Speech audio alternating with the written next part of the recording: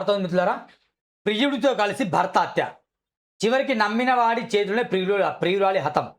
నాగర్ కర్నూలు జిల్లాలో murder case చేసిన పోలీసులు. ఈ నాగర్ కర్నూలు జిల్లాలో ఏందో ఎప్పటికీ ఇవే కథలు, మొత్తం ఇవే కథలు. అరే అర్థంగా వేరే జిల్లాలో తక్కువ, నాగర్ కర్నూలు మొత్తం ఇవే కథలు. దారుణం కదా. ఎందుకు మరి కథలు? వాడిని వీడు చంపుడు, వీడిని ఆమె చంపుడు, భర్త చేతిలో భార్య, భార్య చేతిలో భర్త. కొందరిని గుర్తించుడు, కొందరిని గుర్తించడం, వాళ్ళకి పోలీసులు సపోర్ట్లు. ఇక్కడే ప్రియుడే హంతకుడు. పార్వతమ్మ మర్డర్ కేసు చెందిన పోలీసులు.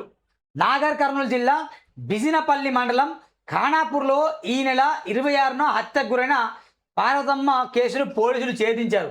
డిఎస్పీ శ్రీనివాస్ యాదవ్ వివరాల ప్రకారం గ్రామానికి చెందిన సంకి రాములు మేస్త్రి పని చేసుకుంటూ జీవనం సాగిస్తానట.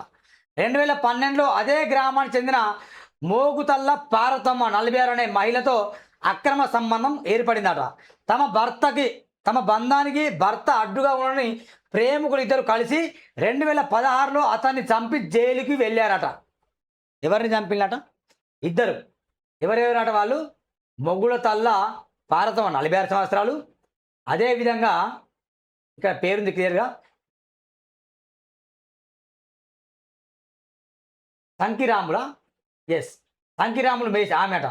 ఇద్దరట ఇక లవ్ అఫేర్ అనుకోండి. ఇక వీళ్ళు ఏం చేసిందంటే ఎప్పుడో వాళ్ళ భర్తను చంపేశారు, జైలుకి వెళ్ళి బయటకు వచ్చిందట.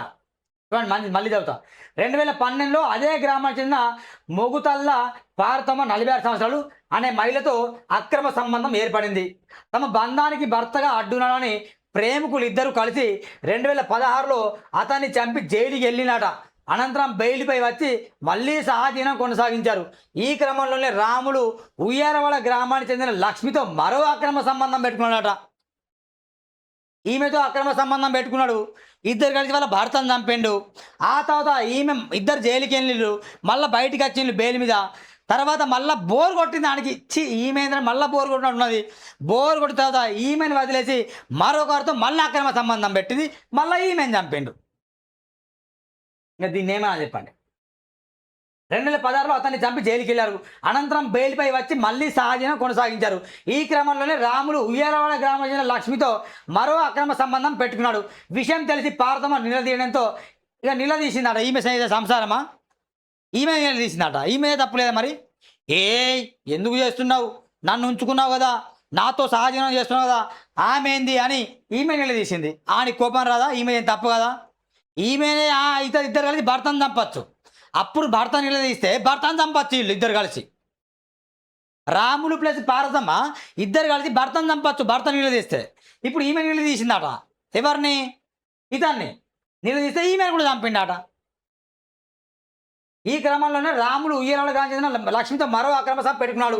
విషయం తెలిసి పార్వతమ్మ నిలదీయడంతో మే 26న మద్యం త్యాగించి కర్రలతో తలపై కొట్టి కత్తితో గొంతు కోసి ఆమెను చంపాడు. ఖానాపూర్ శివారులోని ఓ పొలంలో మృతదేహాన్ని కాల్చేశారు.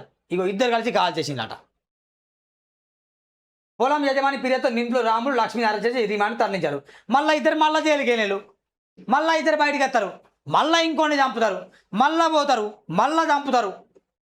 ఏం దారుణం ఇది చెప్పండి. ఇక ట్విస్ట్ అర్థమైందా మిత్రులారా? ఈ ట్విస్ట్ నేను క్లియర్గా చెప్తాను మిత్రులారా, మీకు అర్థమైంది అనుకుంటా. ఈ ట్విస్ట్ ఏంది మిత్రులారా? భారీ ఘోరంగా ట్విస్ట్ ఇది.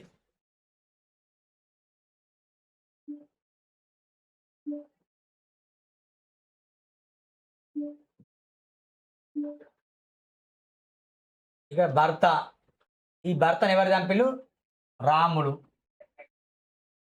రాములు పార్వతమ్మ. ఇతన్ని చంపిళ్ళు. ఓకేనా? నంబర్ 1 చంపి వీళ్ళిద్దరు ఎట్టిపోయిండు? జైలుకి వెళ్ళిండు. జైలుకి వెళ్ళేటండి మళ్ళీ బయటకు వచ్చిండు. ఇది ఫస్ట్ స్టోరీ. ఓకేనా? సెకండ్ స్టోరీ ఏంటంటే, ఇప్పుడు పార్వతమ్మ ఉందా, పార్వతమ్మని ఉంచుకొని ఈ రాములు రెండవ వైఫై మొదలుపెట్టినాక అప్పుడు పార్వతమ్మ ఎవరిని? రాముని మళ్ళీ నిలిచింది అని. ఆ తర్వాత ఏమైంది? మూడో స్టెప్ రాముడు ప్లస్ ఇంకెవరితో ఎఫ్ఐఆర్ పెట్టుకున్న ఆమెతోని ఇద్దరు కలిసి ఎవరిని చంపిండు ఇంకో ఈ పార్థం మళ్ళా చంపిండు. ఇది జరిగిన స్టోరీ. ఇది వింత, ఇది నాగరికం జరిగిన వింత. కాబట్టి మళ్ళా రిమాండ్, మళ్ళా బయటకి మళ్ళా చంపుతారు.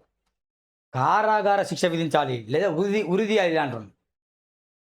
అంటే ఇక సెక్స్ పిచ్చి ఉందని చెప్పేసి ఏమన్నా చేస్తాను. ఈడియట్ సిగ్గుండాలి కొంచెం.